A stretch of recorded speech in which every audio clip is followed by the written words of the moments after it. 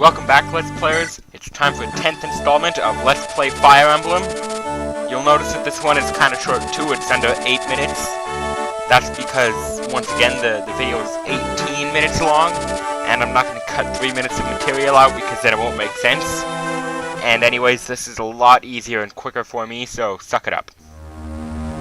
In this episode, we meet our first, not really distracting or challenging or particularly difficult obstacle, but it is an obstacle nonetheless.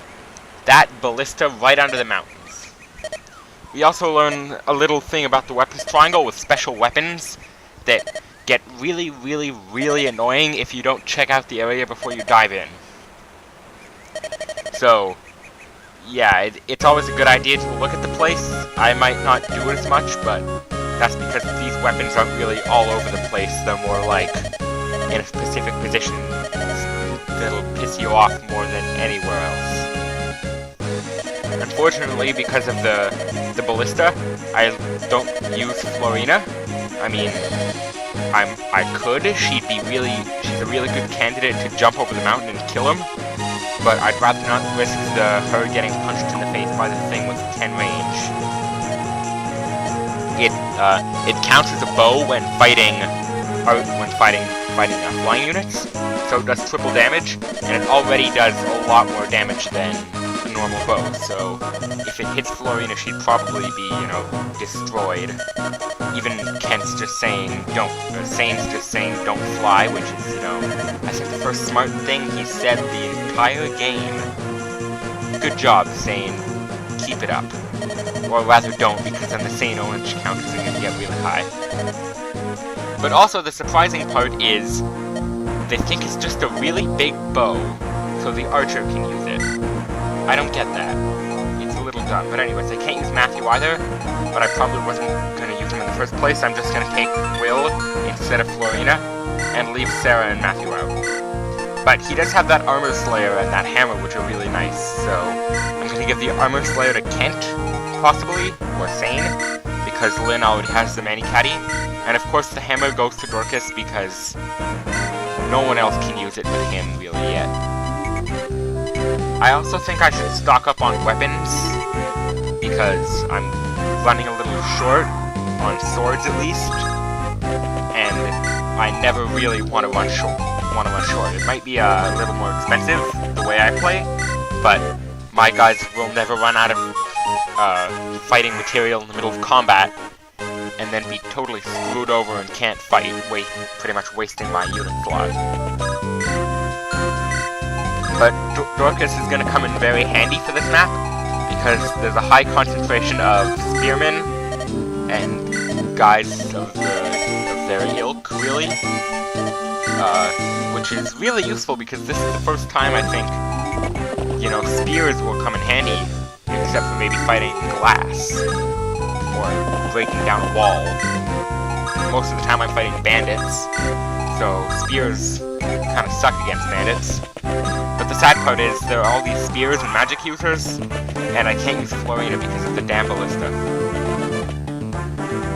All in all, they say I can take the ballista, which is normally pretty sound advice. I mean, I can send any archer I own, pretty much, except a nomad. Anyone on a horse doesn't count. But I can send an archer into the ballista, they can move in it, like it was a normal movement. They can move their 5 squares and attack. But it takes 1 turn to get in and 1 full turn to get out, so you have to be sure that they're not surrounded on either side, I guess. I'm not sure I need it, though, because, he's a knight with an Axe Slayer, the boss. He's got an Axe Slayer, which is a spear that is good against axes, but bad against swords, so Lynn can kill him in maybe 1 turn, because, for starters, her sword does double damage against knights, and his spear is bad against swords, so... In this chapter, there's also some really annoying guy with an lance reaver, I guess. A sword slayer, I think it is, or a sword reaver. It's an axe that's good against swords and bad against lances.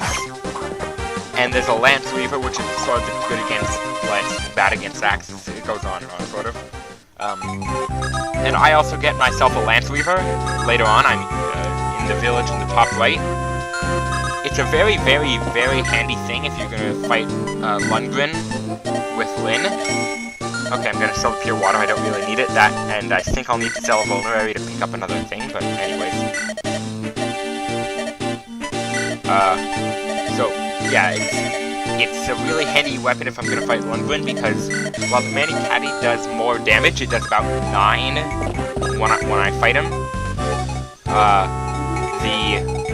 She has about a 50% chance to hit him, and also he has a maybe 90% chance to hit her for 21 damage. If I use the Lance Weaver, I do 3 less damage, a 100% chance to hit him, and he has maybe like a 20% chance to hit me, so I prefer safe rather than dead. It's a personal preference of mine. Okay, so yeah, once again, Nils proved mildly useful, I guess. I mean, he's not the crappiest guy you've seen, but... Oh yeah, here, Dorcas' first critical, I think. He does that cool, you know, cross thing and slashes. Everyone's critical, I find, gets more impressive when they class up, except for the hero. The hero pretty much does the exact same thing as the mercenary, except he throws a shield up at the same time. That, and I guess you could say the Nomad Troopers kind of sucks too. Because, I mean, he does the same thing as the Nomad when he has a bow. His sword is pretty cool. But I might not get Wrath up to that level, depends. I might use an Earth Rune on him though, that'll be pretty sound. As long as I can find the Elysian whips I want, then I'll use an Earth Rune on him.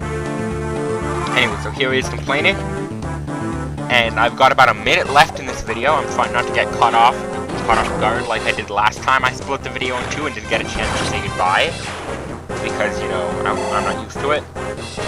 I'm always used to fighting the boss and then saying it's over, then waiting for the cutscene and then saying goodbye, but yeah, this was a particularly long one with all the cutscenes, but I managed to pull through because Urk kicks ass. Especially against all these guys who have no resistance at all. But here we go with a crappy level up. 1 luck. One of the most useless skills in the game unless you can use a Devil Axe, which I think I'll talk about next episode. Anyways, Nils just got hit by a ballista, so I think this is about time when I cut it off. See you next time on part 2. That Gamer Mexican, signing out.